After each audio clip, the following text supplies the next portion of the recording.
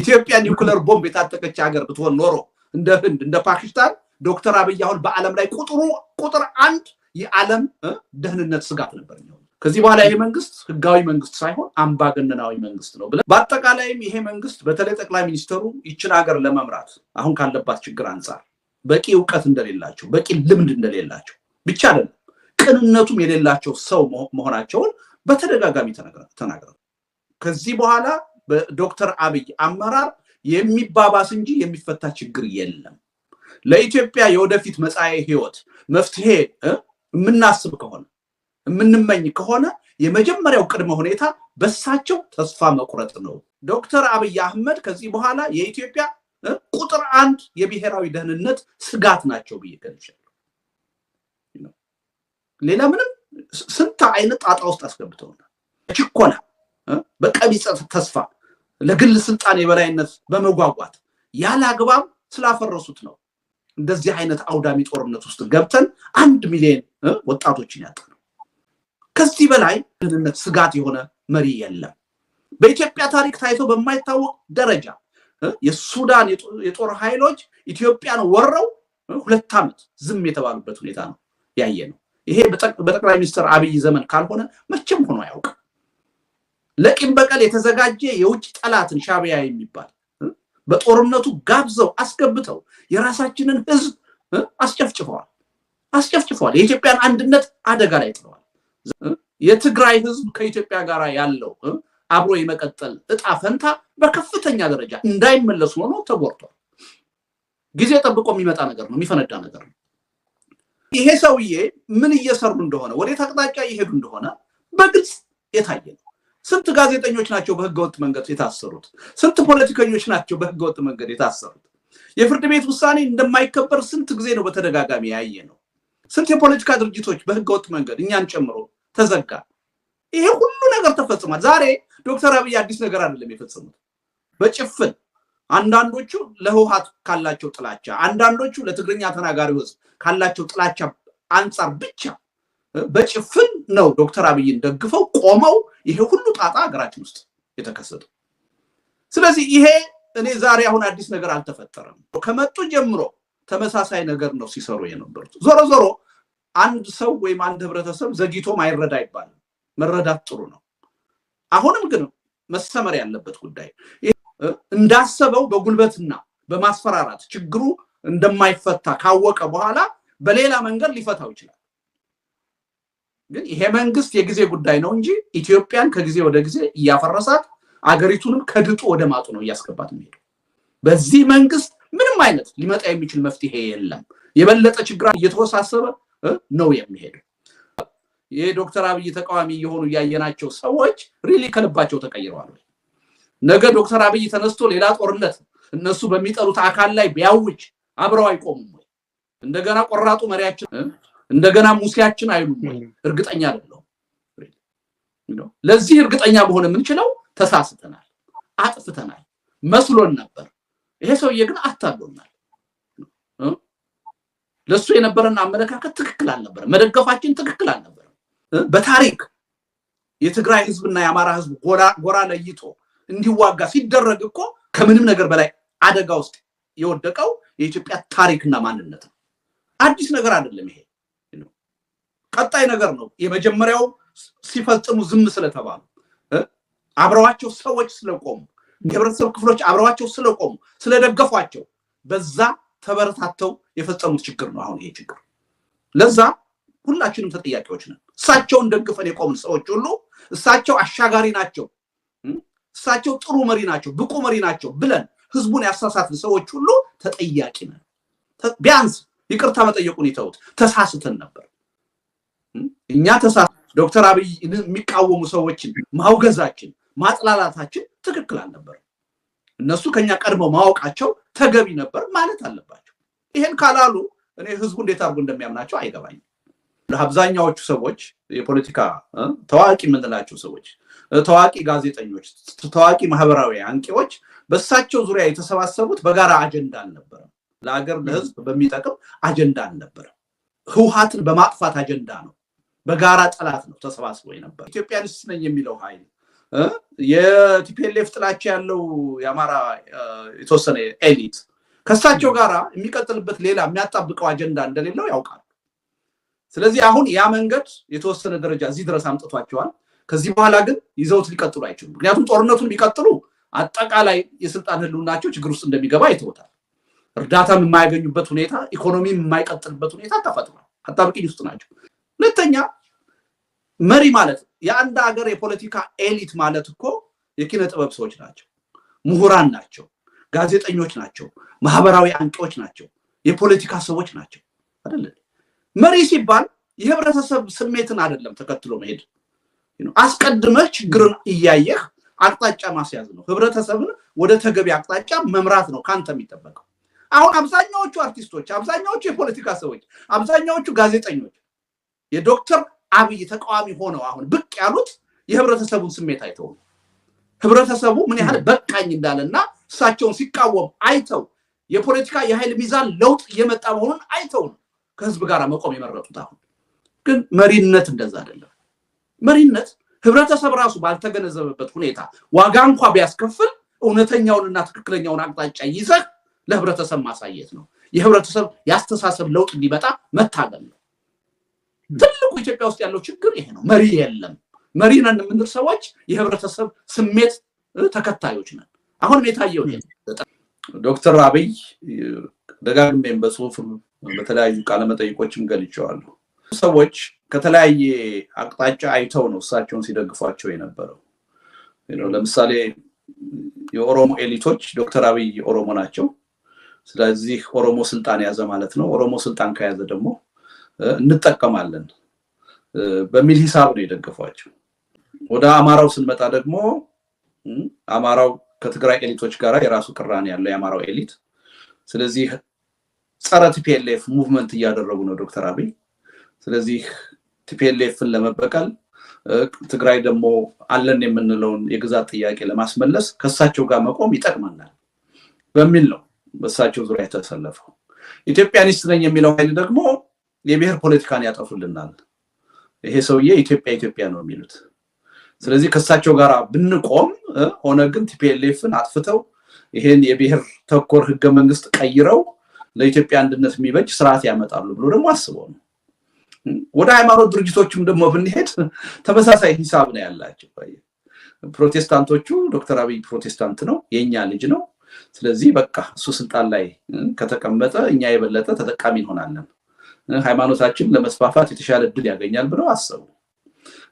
የሙስሊሙ ማህበረሰብ ደግሞ ኤሊቶቹ ማለት ነው አሁንም ዶክተር አብይ አህመድ አሊ ነው የሚባሉት እና ከሙስሊም ባክግራውንድ የመጡ ናቸው፣ ከሙስሊም ቤተሰብ የመጡ ሰው ናቸው እና ለሙስሊሙ ጥሩ አስተሳሰብ አላቸው ብለው አመኑ። ያሁኑን ያድርግና የኦርቶዶክስ አባቶቻችን ሳይቀሩ ኢትዮጵያዊ ስላሉ የኢትዮጵያ ኦርቶዶክስ ደግሞ ለኢትዮጵያ አንድነትና ሉዓላዊነት ቀናይ ሃይማኖት ስለሆነች ይሄ ሰውዬ የሀገራችንን አንድነት የሀገራችንን ህልውና የሚያስከብር ሰው ነው፣ ለኦርቶዶክስ ሃይማኖትም ደግሞ ጥሩ አመለካከት ያለው ነው፣ ለሁለት ተከፍሎ የነበረውን ሲኖዶስ አንድ አደረገው፣ ስለዚህ መደገፍ አለብን ብለው ቆማይ። ሁሉም የየራሱን ሂሳብ ሰርቶ ነው። የሚገርመው ግን በእኔ እምነት ዶክተር አብይ ከነዚህ ሁሉ አጀንዳዎችና ማህበራዊ መሰረቶች የአንዱም ታማኝነት አልነበራቸው። የእሳቸው ታማኝነት ለፖለቲካ ስልጣን የበላይነታቸውና ቀጣይነታቸው ብቻ። ለዛ የሚበጃቸውን አጀንዳ ሁሉ ይቀበላሉ፣ ይጨብጣሉ። ይጠቅመኛል ያሉትን በወቅቱ በእለቱ ስለ ነገ አይደለም የሚያስቡት፣ ለዛሬ ይጠቅመኛል ያሉትን ይጨብጣሉ። የዚህ አይነት ሰው እንደሆኑ ደግሞ በተለያዩ መድረኮች ባደረጓቸው ንግግሮች አይተናል። ጎንደር ሲሄዱ ምን እንደሚናገሩ፣ አዲስ አበባ ሲሆኑ ምን እንደሚናገሩ፣ ሚኔሶታ ሲሄዱ ምን እንደሚናገሩ፣ ዋሽንግተን ሲሆኑ ምን እንደሚናገሩ፣ በኦሮምኛ ሲናገሩ ምን እንደሚናገሩ፣ በአማርኛ ሲናገሩ ምን እንደሚናገሩ፣ ምን ያህል ያቋም ሰው እንዳልሆኑ፣ ለመድረኩ ለአድማጩ የሚመጥነውንና የሚፈልገውን ነገር ብቻ እየመረጡ የሚናገሩ እወደድ ባይ ወይም ፖፑሊስት መሪ እንደሆኑ በተደጋጋሚ አይተናል። እዚህ ሰው የፍላጎት የራስን ስልጣን የበላይ ማድረግ ከልጅነታቸው ጀምሮ ሲያልሙት የነበረውን ህልም እና ምኞት መኖር። በግልጽ ቋንቋ እንደነገሩን ከ7 ዓመታቸው ጀምሮ ንጉስ ትሆናለህ ተብለው ነው ያደጉት። ንጉስ እሆናለሁ ብለው ነው ሲያልሙ የኖሩት። እሳቸው ህልማቸውን እየኖሩ ነው። አሁን ለዛ ህልማቸው የሚበጃቸውን ነገር ብቻ ነው የሚሰሩት። ስለዚህ አሁን በኢትዮጵያ ተጨባጭ ሁኔታ እሳቸው ከፓርቲ በላይ ናቸው። እሳቸው ከመንግስት በላይ ናቸው። እሳቸው ከህግ በላይ ናቸው። ይሄን በተለያዩ ምሳሌዎች ዘርዝሬ ማስረዳት እችላለሁ። አሁን ኢትዮጵያ ውስጥ ያለው ሁኔታ የአንድ ፓርቲ አምባገነንነትና የበላይነት ሳይሆን የአንድ ግለሰብ ብቸኛ አምባገነንነት፣ ፈላጭ ቆራጭነት። ግማሽ በኢትዮጵያ በደሃ ሀገር ግማሽ ትሪሊየን ብር በጀት ፓርላማ ሳያውቅ ገንዘብ ሚኒስትር ሳያውቅ ብቻዬን ከየትም እንዳመጣሁም ሳልጠየቅ እፈጽማለሁ ያሉ ሰው ናቸው። ንጉስም የማድረግ መብትና ድፍረት አለው ብያለሁ። ግን ይሄ ሰውዬ ለማንኛውም ብዙ ሰዎች የፕሮቴስታንት ሃይማኖትን የኢትዮጵያ ሃይማኖት ለማድረግ ነው የሚሰሩት ብለው ያምናሉ። እኔ አላምንም። ይሄ ሰውዬ በድብቅ የኦሮሞ ናሽናሊዝም ጉዳይ አስፈጻሚ ናቸው ብለው የሚያምኑ አሉ። እኔ አላምንም። ይሄ ሰውዬ በሂደት የኢትዮጵያን አንድነት የሚያጠናክሩ ናቸው፣ የኢትዮጵያዊ ስሜት ያላቸው ሰው ናቸው፣ ለኢትዮጵያ ህልውና ጠቃሚ ናቸው ብለው የሚያምኑ ሰዎች አሉ። እኔ አላምንም። ባለባቸው ድክመትና በሚሰሩት ጥፋት ግን የሚያስከትሉት ውጤት ሀገሪቱን ማፍረስ ነው፣ ጥርጥር የለውም። እሳቸው ወደ ስልጣን ከመጡ በኋላ ኢትዮጵያ በከፍተኛ ደረጃ በመፈራረስ ሂደት ውስጥ ናት። ይህች ሀገር በሆነ ተአምር ሰላም ሆና ስራውን ሳይሰሩ ማለት ነው፣ ሰላም የሚያረጋትን ስራ ሳይሰሩ፣ ያበለጽጋትን ስራ ሳይሰሩ የሚሰሩትን ስራ እያየን ነው። ግን ይህች ሀገር በሆነ ተአምር ሰላም ሆና ተረጋግታ የኢኮኖሚ ብልጽግና ኖሯት እሳቸው 40 ዓመት 50 ዓመት በስልጣን ላይ ቢቆዩ ደስታው ናቸው በዓላማ ደረጃ። ምክንያቱም ያን ልጅነት ራዕያቸውን ህልማቸውን በስልጣን የመቆየት ጉዳይ ማሳካት የሚችሉት ማስፈጸም የሚችሉት ኢትዮጵያ ስትኖር ነው እንጂ ስትፈርስ አይደለም። ትልቁ ችግራቸው ግን እንዴት በስልጣን ለረጅም ጊዜ መቆየት እንደሚቻል የሚያስችለውን መንገድ ግን አላወቁት። በጥፋት መንገድ ነው የቀጠሉት፣ በመከፋፈል፣ በሴረኝነት፣ በሐሰት፣ በውሸት፣ በአምባገነንነት፣ በማስፈራራት፣ በግድያ፣ በማሰር በዚህ ስልጣኔን አራዝማለሁ ብለው ነው ያሰቡ። ትልቁ ስህተት ይሄ ነው። እሳቸው ስልጣናቸውን የማራዘም እድል ይኖራቸው የነበረው የኢትዮጵያን ህዝብ ቢያዳምጡ፣ ለኢትዮጵያ ህዝብ የሚጠቅመው ለእኩልነት የሚጠቅመው ለአንድነት የሚጠቅመው ነገር በሐቅ ቢሰሩ ነበር። የሀገሪቱን ጥቅም የህዝቡን ጥቅም ከራሳቸው ስልጣን በላይ አድርገው ቢያዩ የኢትዮጵያ ህዝብ 4-5 ጊዜ ደግሞ ሊመርጣቸው ፈቃደኛ ነው ብዬ ነው የማምነው። ከነበሩት አምባገነን መሪዎች መሰሪ መሪዎች የተሻለ ሆነው ቢቀሩ፣ ሐቀኛ ሆነው ቢቀሩ ያ ነበረ ለአገዛዛቸው የተመቸ የስልጣን እድሜያቸውን የበለጠ ሊያራዝምላቸው የሚችል። እሳቸው ግን ያን መንገድ አልመረጡም። ለምን? አንደኛ የሀገሪቱን የፖለቲካ ቅራኔ አላወቁትም፣ አያውቁትም። ስልጣን እንዴት እንደሚራዘም ያነበቧቸው መጽሐፎች ያጠኗቸው ጥናቶች ሁሉ ጥራዝ ነጠቅ ናቸው። ገባቸውም ስልጣን እንዴት ለረጅም ጊዜ በበጎ ሁኔታ ማራዘም እንደሚችል። ስለዚህ ብዙ በታሪክ የተሳሳቱ አምባገነን መሪዎች የሄዱበትን መንገድ ነው የተከተሉት። በሌላ ማረም ያየናቸው በኢትዮጵያም ያየናቸው። ስለዚህ የሚሰሩት ስራ ግን የሚያጠፉት ጥፋት ያለባቸው ድክመት ግን ኢትዮጵያን በከፍተኛ ደረጃ በከፍተኛ ፍጥነት የሚያፈርሱ። አሁንም ይሄ ሰውዬ በስልጣን ላይ እስካሉ ድረስ ናቸው በስልጣን እስካሉ ድረስ የኢትዮጵያ እጣ ፋንታ ከመፍረስ ውጪ ሌላ አይደለም። ይሄ ደግሞ ሩቅ መሄድ አይደለም፣ ሩቅ መሄድ አይደለም። በአጭር ጊዜ የምናየው ነው። ለዚህ ነው ይሄ ሰውዬ ነምበር 1 የብሔራዊ ደህንነት አደጋ ናቸው የምንለው። እሳቸው በስልጣን ላይ እስካሉ ድረስ በእያንዳንዱ ዕለት በእያንዳንዱ ሰዓት ይቺ ሀገር አደጋ ላይ ነው ያለችው። ይሄ ሰውዬ የኢትዮጵያ ብሔራዊ ደህንነት አደጋ ብቻ የሆኑት ኒውክለር ቦምብ ስላልታጠቅን ነው። በታሪክ አጋጣሚ ኢትዮጵያ ኒውክለር ቦምብ የታጠቀች ሀገር ብትሆን ኖሮ እንደ ህንድ እንደ ፓኪስታን ዶክተር አብይ አሁን በዓለም ላይ ቁጥር 1 የዓለም ደህንነት ስጋት ነበር የሚሆኑት። ደረጃ አደጋ ለመፈጸም የሚችሉ ሰው ናቸው ይሄ ሰው። ይሄን ሁላችንም መረዳት አለብን። ይሄን ተረድተን ስለዚህ መፍትሄው ምንድነው ወደሚለው መሄድ አለብን። ከዚህ መዓት ከዚህ ችግር የሚያወጣን መፍትሄ ምንድነው? ለዚህ የሚመጥን መፍትሄ የሚያመጣ ነው ኢትዮጵያ መሪ የሚያስፈልጋት። ለአንዱ ወግኖ ሌላውን የሚያጠፋ አይደለም። ያን ጦርነት አንዳንድ አባቶች ደግፈው መቆማቸው ትልቅ ዋጋ አስከፍሏል። ትልቅ የታሪክ ጠባሳ ነው። የትግራይን ህዝብ አስቀይሞታል። በ27 ዓመቱ ጭቆና አፈናው መንግስት ያን ሁሉ በደል በኢትዮጵያ ህዝብ ላይ ሲፈጽም የሃይማኖት ተቋም ዝም ብላ ነው ያየችው። ዝም ብሎ ማየትም አልበቃ ብሎ አንዳንድ የሃይማኖት አባቶች ወጥተው ጦርነት ደግፈዋል። አይደለም የትግራይ ህዝብ ሲጨፈጨፍ በራሱ ሰራዊት ብቻ አይደለም በባዕድ ሰራዊት በሻዕቢያ ሲጨፈጨፍ ዝም ብለው አይተዋል ጦርነቱን ደግፈዋል ያልተገቡ ብዙ ቃላቶችን ተናግረዋል የትግራይን ህዝብ ችግር ሲደርስብህ አልደረስንልህም አልጮህንልህም እሱ ስህተት ነው ለዛ ጉዳይ ይቅርታ እንጠይቃለን ቢባል እኔ በሃይማኖት ብቻ አይደለም ህብረተሰቡን በማስታረቅ ህብረተሰቡ ውስጥ ያለውን ቁርሾ በማስወገድ ረገድ ትልቅ ሚና ይኖረዋል ብያምናለሁ ግን ይሄ መንግስት ቀደም ለማለት እንደሞከርኩት በማንኛውም ጊዜ በራሱ በአገሪቱ ላይ አደጋ የሚጋብዝ መንግስት ነው አሁን የአንድ ሀገር መሪ የሆነ ሰው አገሪቱ ውስጥ ያለውን ስለልቦና የሚረዳ ሰው ጠቅላይ ሚኒስትሩ በቀደም ያደረጉትን አይነት ንግግር አይናገርም ለራሱም ለሀገርም የሚያስብ ሰው ይሄ መንግስት ግን በማንኛውም ጊዜ አደጋ ጋባዥ መንግስት ነው ጠቅላይ ሚኒስትሩን የብሔራዊ ደህንነት ስጋት ናቸው የምንለው ያለ ምክንያት አይደለም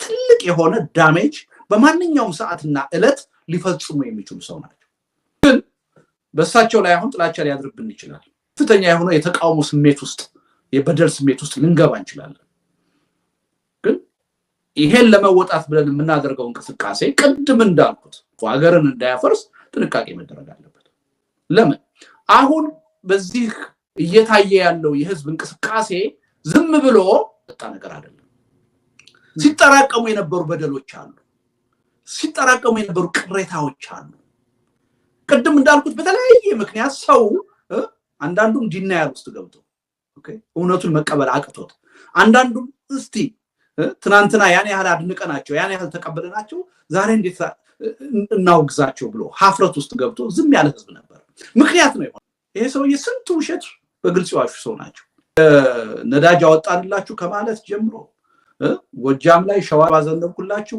ከማለት ጀምሮ የኮቪድ መድኃኒት አገኘን እስከማለት ያልዋሹት ውሸት የለም ህሊና ያለው ሰው ነው የኢትዮጵያ ህዝብ ያውቃል ይሄን ሁሉ ይሄ ሰውዬ ኢትዮጵያን ለመምራት አቅምና ችሎታ እንደሌላቸው ቅንነቱም እንደሌላቸው የመጀመሪያው አመት ላይ ያውቅ ይችላል ቋቋል ግን ህብረተሰብ በአንድ ጊዜ ተለውጫለሁ ቢል አይችልም የራሱ ሂደት አለው ሳይክል አለው የመጀመሪያ አንድ ነገር ሲገባህ ቀድመህ የምትደግፈው ነገር ከሆነ ዲናያል ውስጥ ነው የምትገባው ማስተባበል ውስጥ ነው የምትገባው ቀስ እያልክ ነው እና አሁን እየገነፈለ ነው ይሄ የሚገነፍል ነገር በአገር እና በህዝብ ህልውና ላይ ጣጣ እንዳያስከትል መጠንቀቅ አለብን በጥንቃቄ መያዝ አለበት ይሄን ለምንድን ነው የምለው በሰላም ሐሳቡን ለመግለጽ የሚወጣ ሰው የመኖሩን ያህል ከፍተኛ የሆነ ብሶት ውስጥ የተከዳው ስሜት ውስጥ የገባ ደግሞ ኃይለኛ ኃይል አለ ይሄ ሰው ያታለውኛል ከድተውኛል ከሳቸው መጠብቀው ይሄን አልነበረም ስለዚህ